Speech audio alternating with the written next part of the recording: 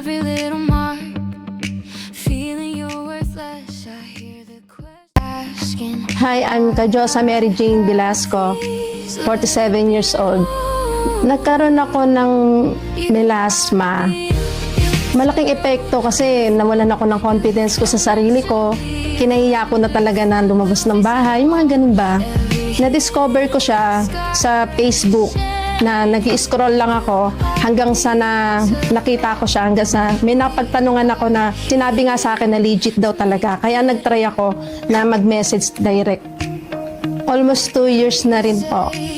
Malaking tulong po kasi hindi na po ako nahihiya na lumabas. Malaking tulong sa akin ng free online skincare consultation kasi doon ko naaano yung aking monthly na kada gamit ko noon. Nagtatanong ako talaga kung anong mga dapat gawin, anong routine ko.